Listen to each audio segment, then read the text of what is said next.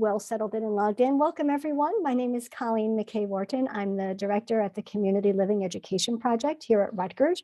We are thrilled that you're joining us today for our second session, actually, of sharing possibilities and self-direction. Some of you may have taken part in our session last month, which we are thrilled to be partnering with New Jersey Division on Developmental Disabilities to sponsor these monthly conversations that all focus on some aspect of self-direction. And you'll learn more about these sessions as we go through today's program. But for today, our topic for today is using Supports Brokerage to assist with self-directed services. We're thrilled to have Colleen McLaughlin from the Boggs Center joining us, and I'll share her formal introduction in just a minute. Trish, can I turn it to you to introduce your... Sure thing. So again, just to reiterate what Colleen said, thank you all for joining us again today. It's a follow-up to our last conversation. We wanted to take the time today we did an introduction and open house last week about what the Office of Education and Self-Directed Services was and how we are partnering with CLEP to have these sessions, to develop networking sessions. And I'm going to talk a little bit more about the next pieces, but I want to talk a little bit about what our office was for those of you who weren't able to join us last time. We provide a centralized place for the delivery of education and training for people with intellectual and developmental disabilities who are receiving services, their families, advocates, support coordinators, interested community partners, and other internal and external stakeholders. We are staffed by subject matter experts on the best practices of self-directed services, and we are still, just so you are all aware, we are still learning and becoming those experts along the way. Our goal is to provide education and support so that people under division services can live their best lives. So you can move to the next slide, Colleen. That'd be great. One of the core beliefs that we've been really working on with the community practice for supporting families and the Charting the Life course framework is the core belief that all people and their families have the right to live, love, work, play, and pursue their life aspirations in their community. So last time, we can go to the next slide. The last time we met, we talked a little bit about what self-direction was and what it means. We wanted to provide you a little more framework because a lot of families have said to us, you know, it takes us a lot of responsibility. What services are available to us to help us guide through the process? So we have Colleen coming today. She does, she and her partners at the Boggs Center do the training for the actual support brokers. So she is going to give a brief, overview for families and anybody else who has joined us today, so that you have that foundation of, okay, so what is self-direction? So we talked a little bit about that last time in our first conversation. And now what services and supports are available to a person as they choose to self-direct. I'm going to now turn it over to Colleen, and she's going to give you some tips for our Zoom today. Great. And just to clarify for everyone, we actually do have two Colleens on the phone today, on the program today. So in case you got a little thrown there, but let me show you a little bit about how we use Zoom. I'm hoping most of you are pretty familiar by now. If you have a comment to use, you'll see at the bottom of your screen, there's a little chat bubble that says chat. If you click on that, up will pop the box and you can share any thoughts or comments you may have. If at some point now or even a little bit later in the program, if you'd like to raise your hand and make a comment, I can unmute you. And you can do that by clicking on the reaction button also at the bottom of your screen. And when you do that, what pops up is this box that you see here, and you'll see an option to raise your hand. So we'll be able to unmute you then if you wanted to share a specific comment or had a question you needed to ask. If you really do have a specific question that you're looking for an answer for, specifically perhaps from our presenter, Colleen McLaughlin, we're going to ask you to use the Q&A feature. Again, these are all at the bottom of your screen, at the bottom of your Zoom screen, and you'll see that it says Q&A. And if you click on that Q&A, you'll see a space where you can type in your question, and Colleen McLaughlin will be monitoring that and will be able to address those questions throughout her presentation. So we do ask, especially if you have a specific question, be sure to use that because we don't want to miss it in the chat feature. Please, again, you're muted at the moment, so we'll keep everyone muted for now just to avoid any background noise. And of course, any comments or suggestions you may make, please try to make them general. We want to be respectful of people's privacies and their own personal situation. So today's program will start in just a moment with Colleen and her presentation. We'll follow that with a Q&A, and we'll want to hear from you at that point. And then we're also going to be sharing some resources, both from Tricia Brennan's office as well as our office here at CLEP. So what I'd like to do before we dive into that is just take a quick poll. And we'd like to know who is here on the call today. We know we had a really wide variety of individuals who were registered for this morning. So if you can, just tell us what your connection is here. Some of you may be using DDD services, a family member, and so on. And we'll give this about 10 seconds to see. Oh, wonderful. It's wonderful to see how many family members and caregivers we have. We'll give this another 5 seconds. Great, a really nice cross-sector of folks. Wonderful. Thank you all for doing that. Okay, Colleen, I'm going to stop sharing now. And if you would go ahead and share your slides, and while you do that, I'll just introduce you. Friends, Colleen McLaughlin is the Associate Director of the Boggs Center on Developmental Disabilities. That's here at Rutgers at the medical school, where she's responsible for directing the center's disability policy and community training and technical assistance initiatives. Colleen's work has been focused on inclusive and equitable community supports and services for people with intellectual and developmental disabilities. With more than 20 years experience working across 2 federally designated university centers on developmental disabilities, both the Boggs Center here at Rutgers and at the Institute on Disabilities at Temple University, Colleen will be sharing her expertise in self-determination, direct support, workforce development, service coordination, quality improvement, systems change, and disability policy. And let me, Colleen, are you sharing your slides? I should be. Can you see them? Let me double check. I got them. Perfect. You're good to go, Colleen. Thank you. Thanks, Colleen. It's so weird to say your own name. I know. I know. And Colleen's so rare. So it's nice to have That's 2 right. of us. So thanks, Colleen. I really appreciate it. Welcome, everyone. It's so great to be with you today. I'm looking at the attendee list that I see, and it's nice to see so many familiar names and some new names as well. I do have the question and answer box open, so should you have any questions throughout today's session, I will try to answer them as I move. If I don't answer something that pops up, it's likely because I'm going to get to it, or it's something that we'll probably hold until the end. At the close of the session, I just want to give everyone a heads up. I do have a conflict at 1. So if I need to pair off, that doesn't mean that it's done. It means that I'm just going to turn things over to Tricia and Colleen and their teams to field some additional questions. But I'm here and I'm very happy to share with you ways to use Supports Brokerage to assist with self-directing supports and services.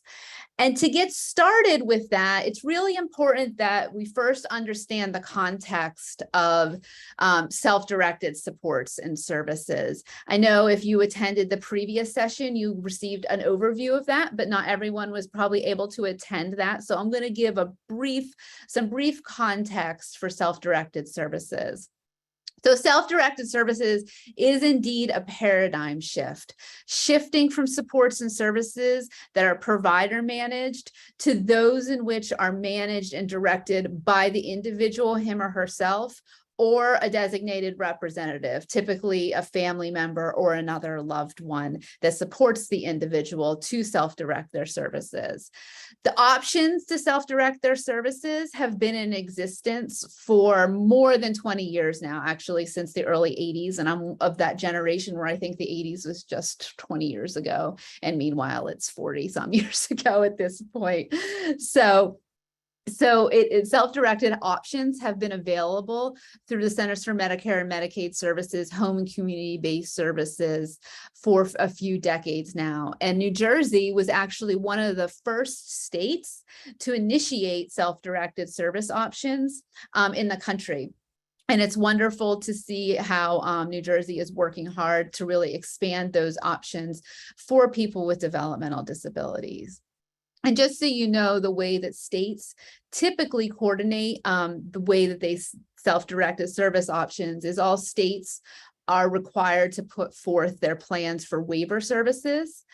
So in New Jersey, we have the comprehensive Medicaid waiver, New Jersey Family Plan, and within that, DDD has the community care program as well as the supports program. And in that, the state chooses which services people are able to self-direct. And in New Jersey, there are a number of services that people are able to opt to self-direct rather than use a provider to receive those services. So when we look at the difference between provider managed and self-directed services, when you look at provider managed, this is the traditional model where a person selects a DDD approved service provider. The service provider provides the service, and the provider themselves bills Medicaid for that service, okay?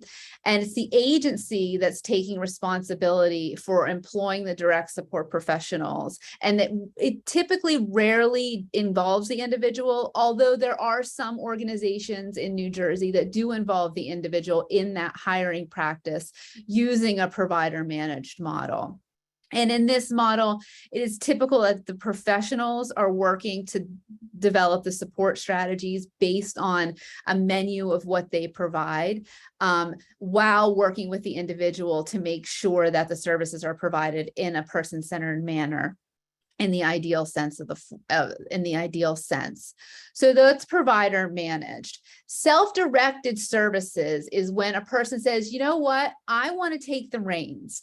I want to be the person that's in charge of my supports and services. I want to hire the staff I want to make sure that the staff are being trained to provide what I actually want. I want to tell the staff what they need to help me to do, and I want to really manage my own life. So in the self-directed service model, people have the opportunity to hire what are known as self-directed employees, as well as other self-directed service options, such as goods and services, transportation, translation, respite, other types of services that are paid through the fiscal intermediary. And that's a really, really important concept that really distinguishes self-directed services from provider managed services. In a provider managed model, the person is going to a provider and that provider bills Medicaid directly. In the self-directed model, the individual works with a fiscal intermediary to make sure their SDEs are paid and their other self-directed service options are funded. So that fiscal intermediary is always in place when a person is self-directing any of their supports and services. In this self-directed model, the person or their representative or loved ones is tasked with recruiting, hiring, training, developing the schedules, and supervising their own staff. It really empowers an individual and puts the control at their hands with the supports that they need to do so. And the person is the one dictating his or her own life, saying, this is where I want to go. This is what I want to do. This is what I want my staff to help me with. This is what I don't want my staff to help me with. And being able to do that in a manner that works for their lives. So when we look at the system as a whole, when we look at this, just another visual to help you really identify when a person is self-directing and when they're not. Everybody in the system goes through a person-centered planning process. So every single person has a support coordinator that works with them to develop the New Jersey individualized service plan, as well as the person-centered planning tool, both documents which are extremely important. And then they have a service plan. The support coordinator, some folks at DDD, other information and referral sources provide information and assistance to people with disabilities and their families. And then in addition to that, everybody in the system that's eligible receives an individual budget. And with all of this information combined, people have the opportunity to choose from a variety of support and service options, both those that are provider managed and those are self-directed. When a person opts to go the self-directed route or pieces some of their services using the self-directed route, they will choose to use a fiscal intermediary service. And in New Jersey, they have the option to use what's known as an agency with choice model, which is Easter Seals, or a vendor fiscal employer agent model, which is PPL, public partnerships. And those are the two fiscal intermediaries that are utilized when somebody opts to self-direct. And yes, people can use a mixed model. There are plenty of people that will use a service provider to get some of their staff, and also self-direct some services as well. Mixed models, blended models are completely allowed within the state of New Jersey. Some other things, we know that you guys are often a savvy group. So whenever you're looking through the policy and procedures manuals from DDD, both the supports program and the community care program, when you look through those and look at the services, one of the ways you can tell if a service is available for self-direction is there will be a self-directed employee option, or you will see in the rates that a reasonable and customary hourly wage is used. So when you look at the services available from DDD, what you will find is that self-directed employees are able to be hired within the services you see listed here. Individual supports, which is a service through this community care program. Community-based supports, which is a similar service but available through the supports program. Interpreter services, respite, transportation, and supports brokerage will eventually be able to you'll be able to hire using a self-directed model as well. Now you can hire a supports broker through an organization that provides that service. And we'll get into what brokerage is in just a second.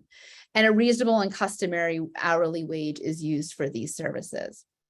In addition to the self-directed services for which a self-directed employee is hired for, there are additional self-directed services that are available through a community vendor.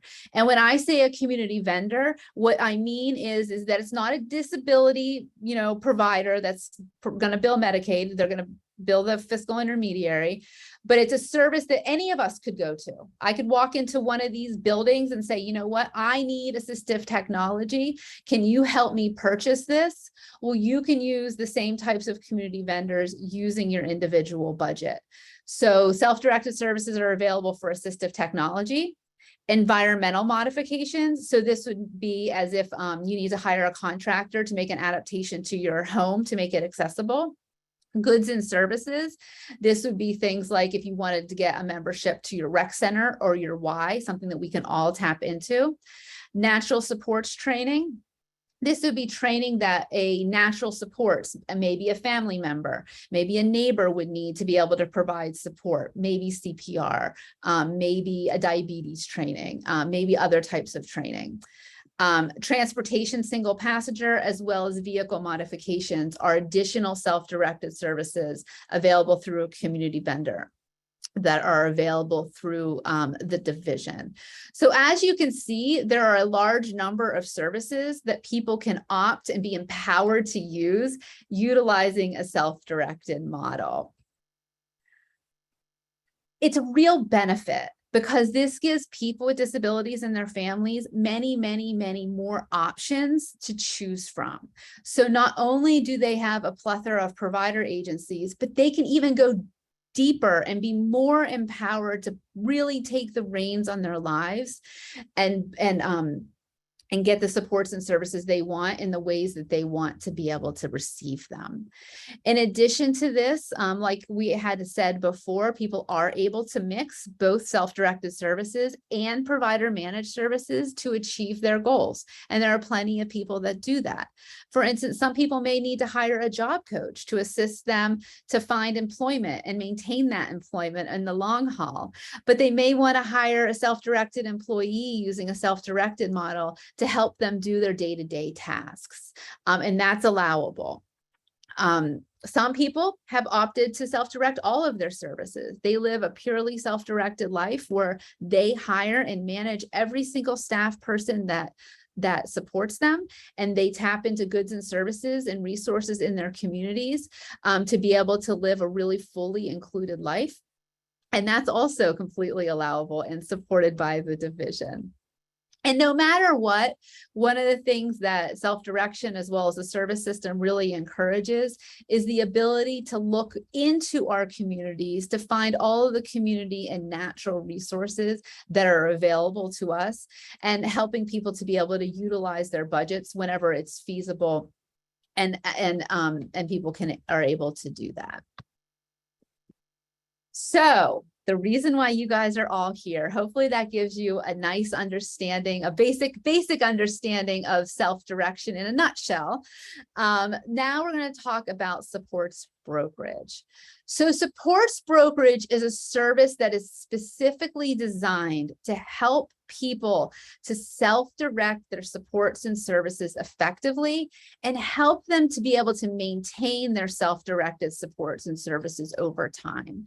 And that's one of the questions that we've often hear is, okay, how do we maintain self-direction? How do we keep it going in the long haul? And brokers can really help with this to help people establish their self-directed services and help them to continue it in a sustainable manner.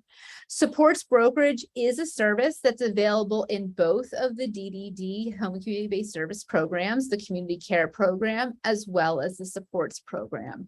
So regardless of the program that you or the person that you care about is in, you're able to tap into supports brokerage to support self-direction. The person has to be self-directing to use a supports broker. So what does a broker do? So you guys should have all your, you'll receive the handout so you can see all of these. I know that the text is somewhat small, but a broker can do a number of things. And I'm going to focus on the primary tasks of a broker first. So the key thing, and I'll say this a number of times, is that a broker can assist the person or their family or loved representative with tasks related to their self-directed services. And that's critical. And some of these tasks can include arranging, planning, accessing their self-directed services, okay? Which can include employment-related tasks, such as helping the person to recruit their staff, helping the person to conduct the interview, the screening and interviewing process. The broker can help with developing a rubric to help the person decide which staff they're going to hire and which staff they're not going to hire. It's weighs the pros and cons, guide a discussion, things like that to help the person make the decision. The supports broker can help with scheduling staff, setting up a team of staff around the person, a team of self-directed employees around the person to make sure that they're getting the supports and services they need. The broker can help the individual and their family to supervise their staff and evaluate their staff and provide that constructive feedback to staff when things are going well, helping to pat the staff on the back for a job well done. And when there are improvements that need to be made, they can also assist with making sure that the SDEs are making those improvements that need to be made. And should the need be, the broker can also help with progressive discipline, with coaching of staff, and potentially dismissing the self-directed employee if that self-directed employee isn't living up to expectations. So, being an employee, being an employer takes responsibility. There's a right behind it, but there's also responsibilities behind it. And supports brokers can help people to make sure that they're getting the right self-directed employees in place and managing them to make sure that there's longevity. One of the benefits of self-direction is that self-directed employees do tend to stick around. When you talk to people that have been self-directing for a while, you'll hear stories of people that have had staff for 5, 10, 15 years because there is that longevity. Because you know what, there's a couple things. First of all, self-directed employees are typically able to be paid much more than those direct support professionals working for a provider. But second of all, people love their jobs because they're doing things day to day that they really, really love. They're working with people that they care about. They develop these tight relationships. And oftentimes those relationships last well after the person no longer works for the individual, which is always great to see. The other thing that a broker is going to help do is really help the person to understand the responsibilities involved with self-directing their services, helping that person to maintain timesheets, to submit information as necessary to the fiscal intermediaries to make sure that their SDEs are getting paid. Interacting as a liaison with the fiscal intermediary when there are issues that may arise, maybe if something isn't done in a timely manner or things need to be followed up with, the broker is able to support the individual to help these things. The supports broker can also help to educate train the SDEs on their day-to-day responsibilities, providing some of that individualized training to really help the SDE know how they're supposed to support the person. And this really should be done in collaboration with the person. And in addition to that, they can help to make sure that the self-directed employee is completing the necessary service documentation that needs to be submitted per DDD and fiscal intermediary requirements. So supports brokers can help with all of those things and making sure that they're complying with the rules and regulations related to self-directed services. So that's a lot of information, and that's just a start of what brokers can do. And one of the things I always like to say about brokers is a good broker is going to want to put themselves out of business. A good broker is going to want to empower the person to do things for themselves as much as possible. That being said, we know that most people hire a broker so that they don't necessarily have to do all of these tasks on their own. So a broker is able to do things with the individual in support of the individual to make sure that all of the tasks that you're seeing on the screen here related to hiring self-directed employees is completed effectively. Now, that being said, the other thing that a really good broker does is a good broker makes it crystal clear through their actions as well as their words that the person is in the driver's seat. The broker should never, ever, ever be seen as the employer. And if that ever happens, the broker isn't necessarily doing what they should be doing to empower the individual. They really need to make sure that the person's in the driver's seat and they're working in partnership with the individual to help them self-direct their services. So if a person is self-directing and a broker is hired to help them around their self-directed supports and services, there are some other things that a broker can help with that are pretty cool.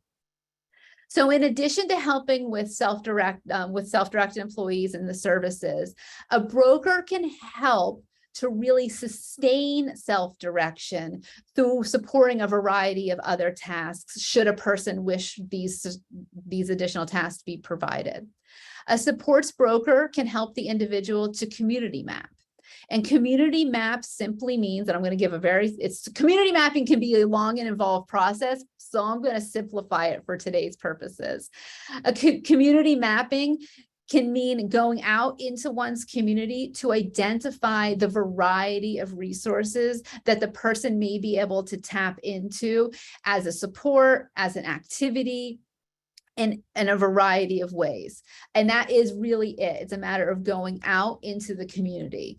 When I do supports coordination training, one of my favorite videos to show is a video that talks about how important person-centered planning is, but also how important it is to know one's community. And it's often important to know the full community because you never know what a person's going to ever want to tap into. So we want to make sure that we're aware of those things. The other thing that supports brokers can do is help to cultivate, develop, and facilitate circles of support. No one is ever going to replace family. You know, family is the person's heart and soul. It's all of our hearts and souls. But we all know that family isn't going to be around forever, unfortunately. So helping that individual to cultivate relationships and circles of support can really help to sustain self-direction, but also help to create a circle of support around the individual. People that are there, people that can help plan, people that can help troubleshoot, people that are there for the person because they have an investment in the person, not because they're paid to do it, but because they're a circle of that individual, around that individual. But brokers can help cultivate these. Brokers can coordinate and support and facilitate meetings with circles of support to make sure that it keeps going and is sustained over time. We all know that supports coordinators are tasked with the predominance of planning with the person. Supports brokers can also do some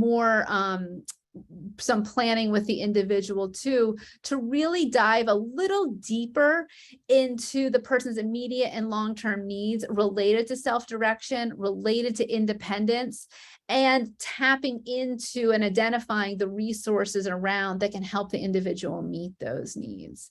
So good supports brokers acknowledge that their role will never, they're not to replace supports coordinators. Supports coordinators do that planning role. But supports brokers can also do some planning to really help that person dive deeper into their vision and what they want to achieve in life. And when we think about it, every single individual in a person's life has a critical role in helping them to plan. So we want to make sure that we're always doing that and relaying information back to the supports coordinator to make sure that the information gets embedded into the official plan, so that if supports and services are needed to help the person achieve that, the supports coordinator can help with that. So supports brokers and supports coordinators should really work in collaboration with each other across the board. That's a great relationship to have. And then lastly, supports coordinators can help the individual to find and access a variety of natural or community-based supports. This often goes hand in hand with the community mapping, so that the person says, you know what, maybe I want to go to the YMCA, or maybe I want to walk in the park, or maybe I want to take part in the concerts that are happening at the county park in the summer, go to the ice cream shop down the store, the coffee shop, all of these types of things that can help that individual to build a community around him or her, develop relationships, and tap into the community resources that you and I all tap into on a day-to-day basis. Being able to do this is not only a way to help the person to increase their inclusion, but in addition to that, it helps the individual to maximize his or her budget, potentially, which would allow for more money to be able to use towards self-directed employees, goods and services, or other self-directed services as well. I'm going to take a quick look at the questions. PPL is a fiscal intermediary. PPP is a service option available through Medicaid. That's another self-directed option that's not with DDD. That's different, but that is not a broker. All right, so I'm going to take a breath. Now, I just went over what a broker does. And the handouts, you guys will get the handouts, and I'm going to show you a document that has some additional information to help with this as well. Now, what are we going to go into are some limitations of supports brokerage.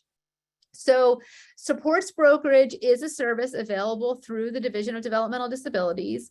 It is funded through the person's individual budget. So people need to use their individual budget in order to purchase this service.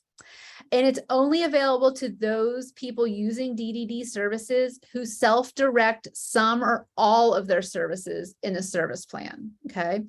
People need to have at least one service that they're self-directing in order to tap in to supports brokerage. If an individual is not self-directing any services, they cannot use the supports brokerage option. That being said, if the person intends to self-direct. So for instance, if a person intends to hire a self-directed employee for an individual support or a community-based support, they can hire a broker to help them hire that SDE. And then the broker is going to document to make sure that they're doing that in service of that person hiring the SDE. So it's done at the same time. Supports brokerage does not duplicate supports coordination. Supports brokerage should not be doing the job of a supports coordinator. They will work in partnership with supports coordination. But again, supports coordinators have a very specific role, planning with the individual, helping them to identify supports and services, and a broker helps specific to self-direction. That being said, a supports broker should never, ever, ever help a person to link to a provider organization. That's not the role of a broker. Should the person decide that they want to use a provider organization to receive a service, they need to go back to their supports coordinator, and their supports coordinator helps with that. Another limit of support brokerage is that it cannot be provided by legal guardians, parents, or spouses. And these are found in the policy manuals. Some additional things that a provider doesn't do.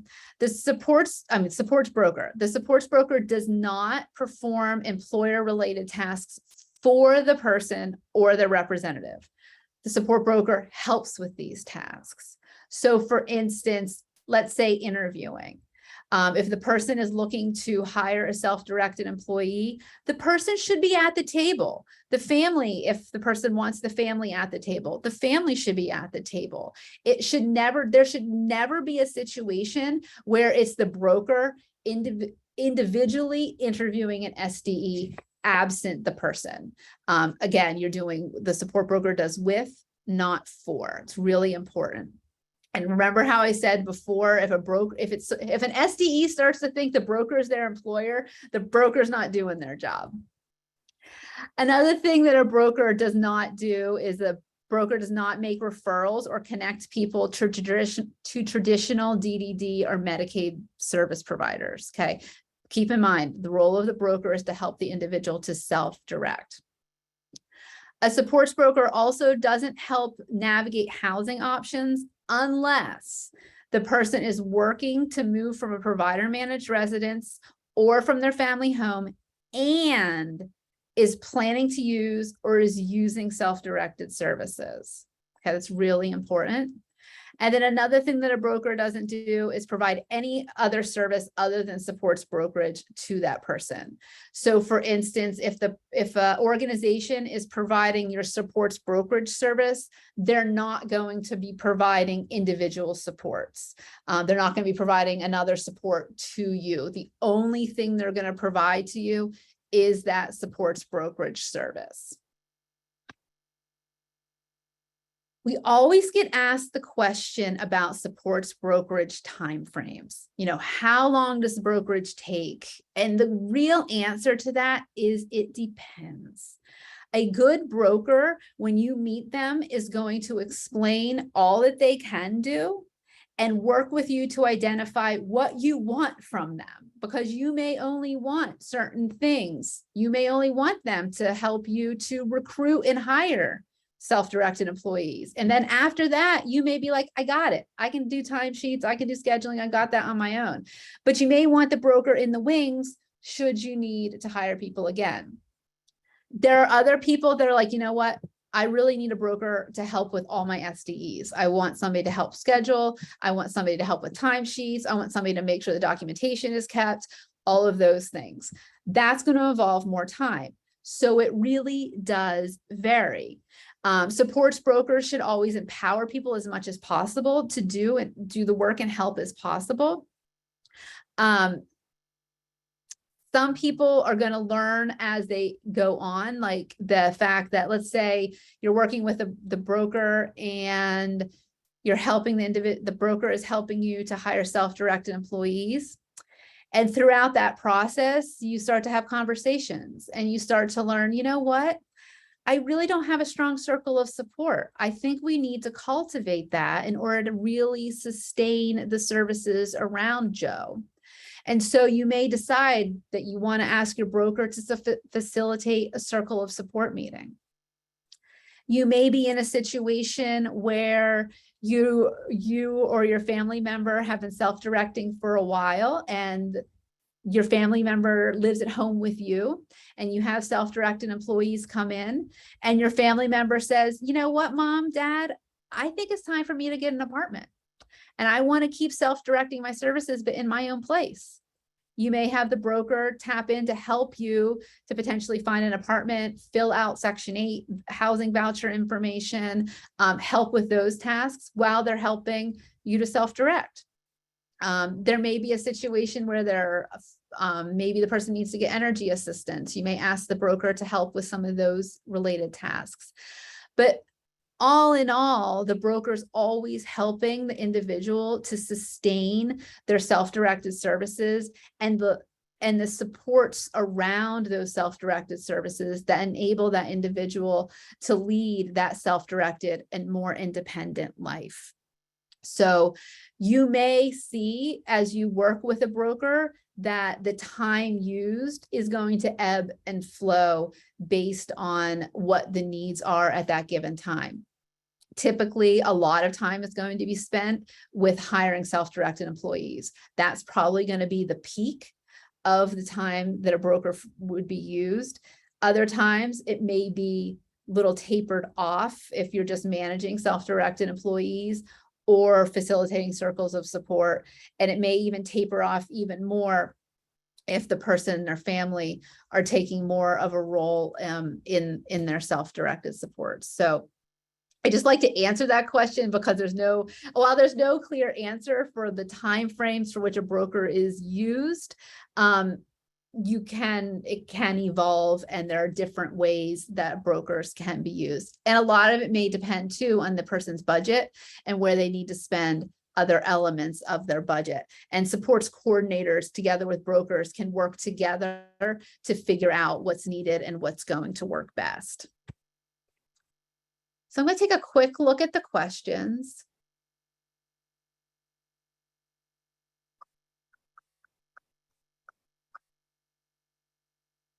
So the question here, which we often get a lot about blended services, and this is in particular to somebody who lives in a group home. So if a person lives in a group home, they're not going to be hiring a supports broker because the way that budget is typically spent is probably not going to lead to that. Trisha can probably answer that a little more if there are potential for day self-direction in that realm. So that's a little trickier. Most people that self-direct are going to be either living on their own or living with their families. But I'm going to turn it over to DDD once we get done with this. But thanks for that question. Yeah, that gets a little trickier. So I'm going to give some examples. So the first example that I'm going to give is a man named Jesse. Jesse uses a wheelchair and he needs support with a majority of his activities of daily living, or ADLs, and a variety of other necessary tasks. He attends a local community college and works remotely a few hours a week doing computer work.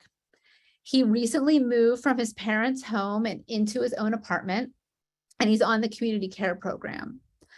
His parents are getting older and can no longer help to manage his individual support self-directed employees as much as they used to. They want to make sure that Jesse continues to be empowered to hire and manage the staff of his choosing to provide assistance throughout the day, as well as to cultivate circles of support to brainstorm supportive solutions, problem solve, and be of assistance as applicable. So Jesse has a conversation with his supports coordinator, and what they determine as an outcome is that Jesse is going to continue to live in his own apartment, but he needs some services to do this. So the services that Jesse opts to use are individual supports, and he wants to self-direct his individual supports, and he also chooses to hire a supports broker to help him to do this. His supports broker is tasked with helping him to hire, train, and manage his self-directed employees. complete the self-directed employee paperwork and submission to the fiscal intermediary, and create backup plans for when self-directed employees are not available. So that's the role of the supports broker in Jesse's life. And Jesse dictates what he wants his SDEs to help him do. Sometimes they help, a lot of them help him whenever he is at school, to go to class, take notes, to do different things. They also help him in his apartment to cook, to clean, to do a variety of tasks that he needs support there with. They also help him to do hygiene related tasks, transfers and other things, because as you can see in the picture, Jesse is a young man who uses a wheelchair. So he does need some physical support as well. And so his self-directed employees are tasked with helping him to do these things day to day. So that's one example of a person who's self-directing and using a broker to help him to hire his self-directed employees. Another example is Amy. Amy is a 34-year-old woman who has been using her supports program budget to fund a day habilitation service, and she currently goes to a day program. The rest of her day is spent in her room or watching TV, and she's expressed feeling really bored. So Amy recently reached the top of the priority waiting list and is now eligible for the community care program. She and her support coordinator have discussed the option to self-direct individual supports to help her explore and participate in community activities on the evenings and weekends to decrease her isolation and maintain her well-being. Amy wants to get out in her town more, get involved in community and group activities, and develop skills that'll help her live on her own or more independently. She's interested in hiring students from the local college or other people in her community to be her self-directed employees. The other thing to note about Amy is that her parents work long hours, and Amy needs assistance with hiring and managing these employees. So she's another great candidate for supports brokerage. In this, her outcome is that Amy will increase engagement in community activities in order to decrease social isolation and well-being. Amy and her family have decided that they're going to self-direct individual supports and hire a support broker to help her do this. And similar to Jesse, her supports broker is tasked with helping to hire and manage self-directed employees, help with the self-directed employee paperwork. And in addition to that, her supports broker is doing some community mapping to help both Amy and the SDEs she hires to explore community activities that Amy can participate in. So as you can see, there's some variation as well as some similarities, but in both of these situations, the broker is helping with self-direction in some way, and then tapping into some extra things, whether it be facilitating circles of support, community mapping, or a variety of other tasks that may help to really encourage more independence and sustain more independence, as well as sustain those self-directed services and the person's independence. So looking down. So this is a great question I see here is, how do you find a supports broker? And one of the questions is, should it be through the supports coordinator? Yes. So there's two answers to that. Yes, your supports coordinator should be familiar with supports brokers. That being said, it is a relatively new service, and supports coordinators are still learning the ropes. So they might not know all of the support brokerage organizations that are actually providing the service. So should you or your supports coordinator have questions related to who's providing broker and which organizations exist in New Jersey, you can contact Trisha's unit, which is the DDD Office of Education on Self-Directed Services. And on the screen, you'll see the website to that new office, as well as their help desk. You can always email that help desk for a list of current support broker agencies. In addition to that, on your handouts, you'll see a link to a document that we created with the Division of Developmental Disabilities called Understanding Self-Directed Services in New Jersey and the Role of the Broker. It goes over many of the things that I talked about today, but also is it an easy to use format, so you can just pull it out at any time should you have questions related to brokerage, and then also utilize Trisha's unit, the education on self-directed services, to answer your questions as well. All right, so with that, we're gonna get into you all diving in and answering some questions and engaging you all in how you think you'd want to use self-directed services and brokerage in a second. But before we do that, I'm going to turn over to the question and answer section. And I do want to see if any of you have any immediately burning questions about brokerage.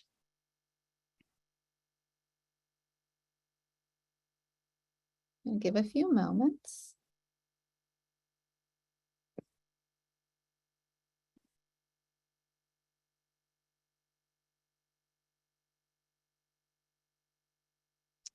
Don't see any coming in. If you think of any, let me know. Oh, is there a cost? Yes. So Supports Brokerage comes out of the person's individual budget. So there is a cost. The rate is relatively low, and it does depend on how frequently you intend to use the brokerage service. So yes, there is a cost.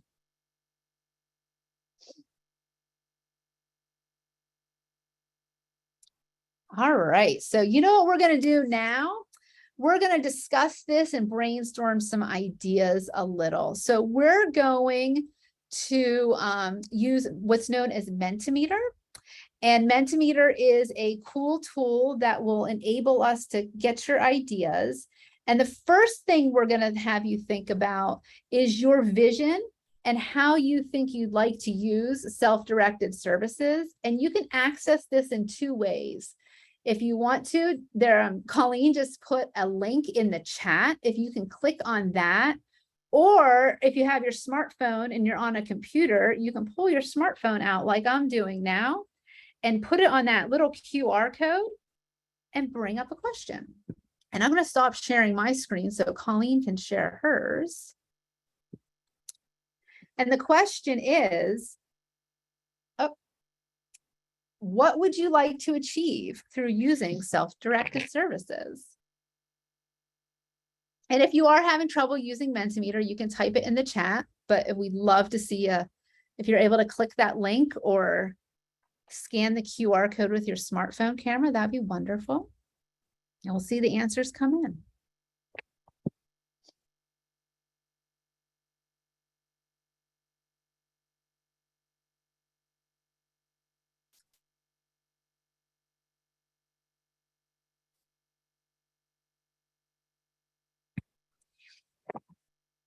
Great.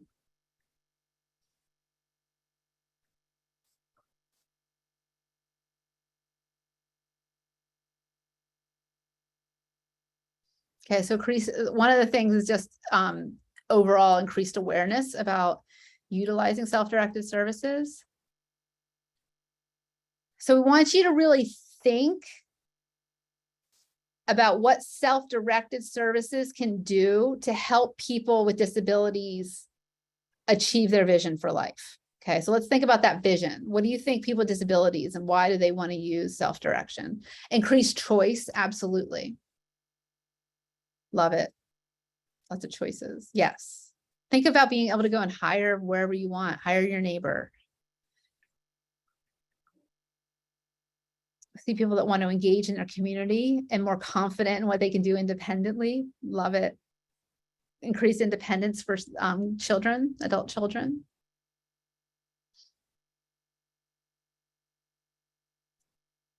I see in the chat, to help her son move out of the family home and have support in his own apartment. Absolutely. Increase in independence choices, more options. Great ideas coming in. Think about your life, because if we really think about this, Self-direction helps people to achieve the life that they want. So don't think that it just has to be about the service. It's about the life.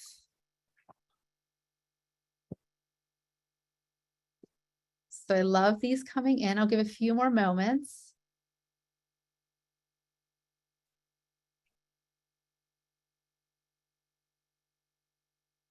So good. I've got a lot of choices and a lot of individual supports and choices.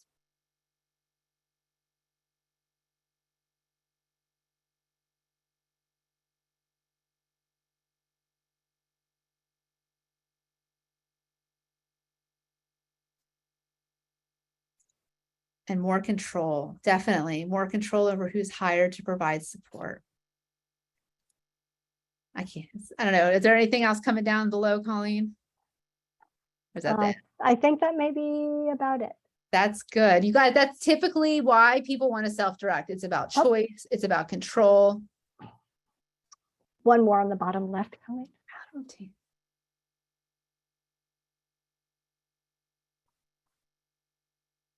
Okay.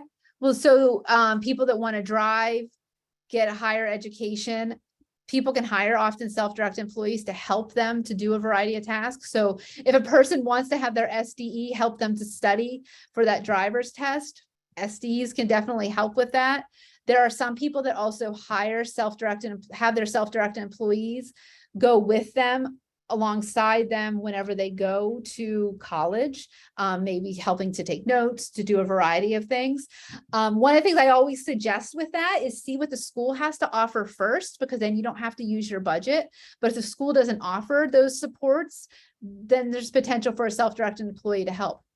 There are also people that may have physical support needs that need an SDE to go with them to help them use the restroom or do other tasks throughout the day, eat, do other things that they may need to hire a self-directed employee for to help them maintain their independence while at college. So that's really, really great.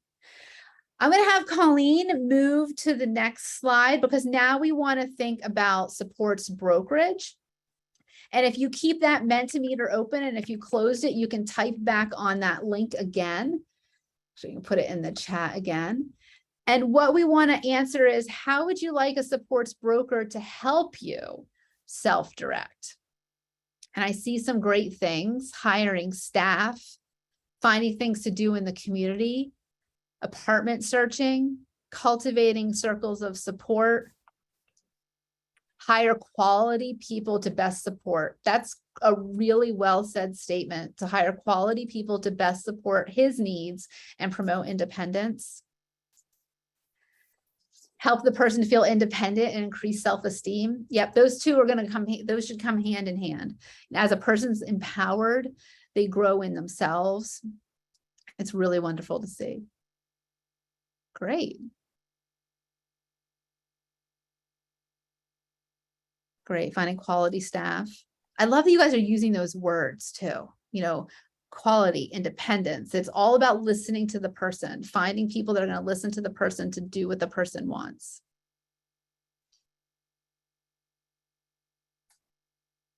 Yeah, brokers do a lot with education and assisting people. It's huge. A good broker, I always like to say a good broker is a good researcher. A good broker is going to dive in and find what's available in the community and make sure that they know the ins and outs of self-direction. Great. You guys can keep those coming in because I do think this information is going to be helpful to Trisha and her team at DDD. And I'm actually going to see if you guys have questions. And Trisha, I'm going to have Trisha and Colleen probably unmute and see if they have questions while I need to peel off. Thank you, Colleen. Thank you so much. Thanks, Trisha. Thanks, Colleen. It was great to see you all. I hope you guys found this informative. Have a great day. But so don't, I'm just leaving. You guys can go. You guys stay. Colleen, thank you so much. Yeah, everyone stay. Thanks, everyone. Bye. Bye-bye, Colleen. Thank you. I think it looks like comments are probably slowing down coming in here. So I'll take this part down, but I will save this so that and I'll share this with everyone who's attended or had registered.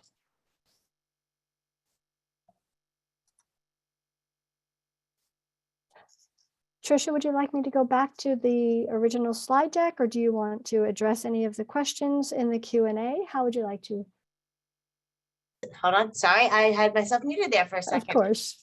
So I want to say thank you to everyone for listening to this piece. We wanted to, I think most of the questions have been addressed. So I'm taking just a glance at them. The rates for support brokerage, if you are looking for them, they are in our manual.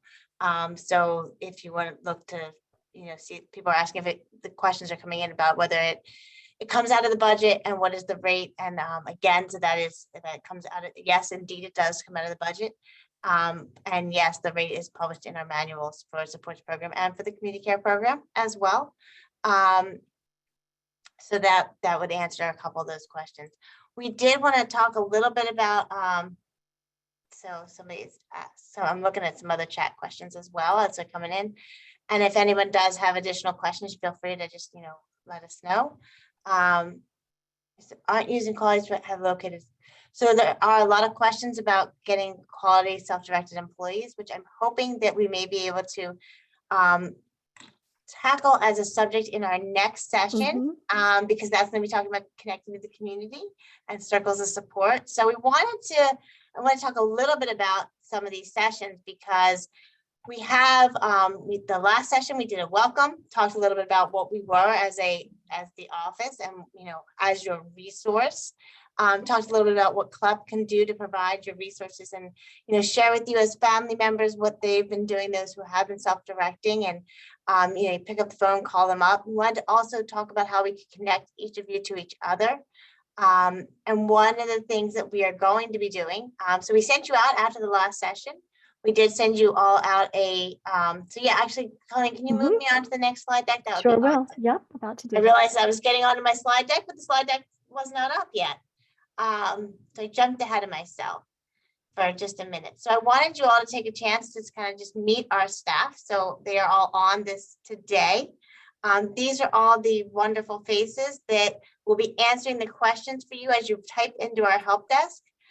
So we have folks from the northern region all the way down to the southern regional office, and they all have staff as well. So you can move to the next. As we talk about we also house the waiting list and the special projects unit as well in our office. You can move to the next slide. I'm looking at the chat, so just give me a second to read through and see if I can answer. So there's just some comments that are coming in. So, talking about how intrigued the support broker can help with backup plans. And yes, the PowerPoint will be sent out to everybody. We are going to be moving on as well we sent out our new Office of Self-Directed Services. We have a help desk. So all the lovely faces you just saw, we each take a day as to answering the help desk. So there will always be a person staffing our help desk. We will always get back to you. We will answer your questions. So if you listen to the last session, you're like, maybe self-directions are something I want to do. I heard a little bit more about support brokerage, because we wanted to give you all a foundation. So, okay, self-directed is something that I want, but I'm not sure what other services can help me get there, because it does seem like it's a lot of responsibility. So this next piece right now is we were talking a little bit about, where we are and, what other resources there are for you. The next session that we will have, we'll talk about how to connect you to community. In the meantime, we have sent you out from our self-directed new Office of Education. We have sent you out after the last session an email that said, are you interested in some of our smaller group networking sessions? So we are going to be fostering some small group networking sessions led by members of our team. If they interest you, let us know. We're going to be following up with some additional emails within the next week or so about when you want to meet, what next steps there are, based upon the last discussion where we used the Jamboard and we saw some themes. We are developing some regional sessions. We had originally thought about county-based, but based upon right now for the smaller attendance, from regional sessions to network with each other and really create, and we want the sessions to really focus with each other. So we also want to have school to adult life. So focusing on what self-direction means for those who are aging out of the school system. as people age throughout the system, so as people are getting up in their years and families are getting up in their years, so what's the next step and how's your self-direct throughout the time? Networking sessions for people with higher support needs. So it's not, people who may need a little more individualized supports, figuring those pieces out. And then also a session for people who want to peers. So self-advocates getting together and having these networking sessions. So we're going to be doing some smaller group sessions. We are going to be following it up with an email for all of you. We wanted these sessions to create, we're part of the community practice for supporting families. And what we talk about a lot there is called blue space. What does that mean, blue space? So they're from Kansas, so they're through UMKC. So that blue space is when it's a tornado. And that blue, so we all have this right now, right? So everything, there's so much stuff going on all around us. We've got a million different things we need to get done, emails to catch up on, phone calls to return, people to transport from here to there. But that blue space is that time we take. So if our networking sessions, maybe it's just an hour where we take that time to focus on connecting with somebody else, making friendships, fostering our sense of community within our group to learn about, hey, what did you do to self-direct? What's working for you? What isn't working for you? Maybe I can tap into additional resources. We really wanted families, especially because we've been so isolated in the past few years. Although it's going to be virtual, we really want to create a blue space within these groups. So I wanted to kind of give that plug that we did hear you last time. We heard, from the Jamboard sessions. We do hear you right now as well. So we're working on the community sessions right now and going from there. So these are the larger group sessions to provide you that technical assistance for, what does it mean to self-direct? I think it's something I want to do. How can I connect? Mm-hmm. And then we're going to be fostering some smaller group sessions from listening to what you had to say last time. So I'm going to have Colleen switch to her next slide talk a little about who CLEP is. Sure. And thank you, Trish. And I know a couple of folks have asked in the chat box, in case you didn't see it, this invitation to these smaller groups was sent out by DDD after our last session, but we know that many of you were not on that first session. So we will be sure to invite all of you again, to be sure that you are also invited to those and you'll be on the list to hear about those when they come up. So we just wanted to briefly introduce who the Community Living Education Project is. We're the group here at Rutgers School of Public Health that has been kind of facilitating these sessions in partnership with DDD. So I believe most of you have received emails under our header. And so here's who we are. CLEP is a team of 7 professionals, including 4 who are also family members themselves, like many of you are. So they not only have decades of their own personal lived experience with developmental and or intellectual disabilities, but they also are professionals in the field of developmental disabilities. So one of the things I think that makes CLEP particularly unique is the insight and experience that our staff bring from that personal space, right? From that lived experience. And our role primarily is to guide and mentor families through the process as they may look to community living options. So CLEP's really initial focus and how we came about back in 1991 was to help individuals, quite frankly, moving out of the institutions in the state known as developmental centers. But since that time, we continue to do that. Sometimes folks are living at home with their families, but perhaps their parents are aging, as you heard referenced throughout today's program, and they may be looking for an opportunity for their son or their daughter or their sibling to live in a community environment. And so CLEP plays that role in helping to guide families through that process. As I mentioned, we are based here at the Rutgers School of Public Health, and we serve the entire state of New Jersey. And just so you can see some faces to the names, my colleagues are all here. You'll see straight across the top, Natalie Trump, Melanie McGackin, Maria Schiavello, Ann Martinelli, and Mary. And I just want to make sure we're moving these things out of your way in case I'm blocking you. And Mary Kanor. This team up here of our 5 lead staff are really our community outreach folks. They are the individuals who work with families as they look to explore these community resources. So please do reach out at any time. I'll share that contact information. Also at the bottom of our screen, you'll see here Laura Warren, who is our new communications specialist. And so Laura is the one who's helping to keep CLEP out there in social media to build awareness of our organization, so that we're not the best kept secret at Rutgers, and myself, Colleen, as the director here.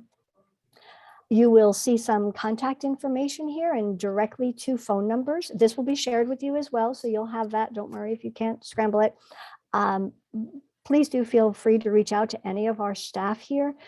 And by default, with you registering for today's program, we'll be sure to add you to our future mailing list for these programs. These are happening every month, as we mentioned earlier. It's the first Tuesday of each month, these monthly conversations. And we are absolutely having a session next month, in case you were wondering, on Tuesday, July 5th. So it's the day right after your 4th of July parties, again, from 12 to 1:30. And we'll be focusing a lot on creating community relationships. And if we haven't included it in the chat feature, I see there's some links that have gone in from our CLEP team. Thank you, Melanie and Laura. Please do take a moment to sign up for our mailing list so that we can continue to keep you in the loop on what's happening here. Okay, and with that, Tricia, do you have any other comments that you need to address, or any other? I want to thank everyone for coming today and joining us. So as we grow these sessions, we were able to, start to share with each other, learn from each other. Again, we're trying to set the foundation. So the first one was an open house and a network and a welcome. So you got to learn a little bit about who our office was and who we are. At the end of when you type into that chat, that help box, or our chat here, you know that there's an actual person who's responding to you, and you see that we have people throughout the state who are, willing to help get you the answer that you're looking for, help you figure out what self-direction means, what it is, setting the foundation with today with, what services are available. If I choose to self-direct, how do I get help? Well, what is support brokerage? I hear about it. What's the next step? Talking a little bit more the next session about creating those community connections.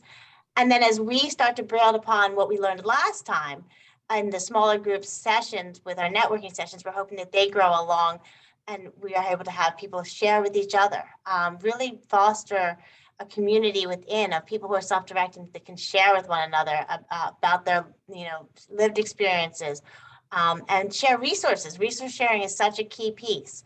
So again, wanted to say, please don't ever hesitate to write into our help desk.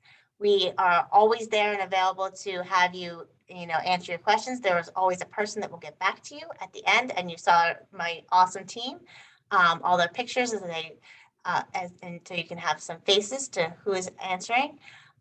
Again, we will be getting an email out to all of you about the networking sessions, and we hope that you do join us next time to learn some more, as we set the groundwork for everyone to know and be educated as to what it means to truly self-direct and how it works. Okay, great. And lastly, I will just mention the program was recorded, and this will be posted on our CLEP YouTube channel, which we'll share with you as well at the end, along with the handout and along with any other resources that we may have referenced. We'll include that all in one large email so that everyone's got the same information. So thank you all for joining us. Enjoy the rest of your day. Enjoy the upcoming weekend. And thank you all for your time. Tricia, thank you so much. Thank you.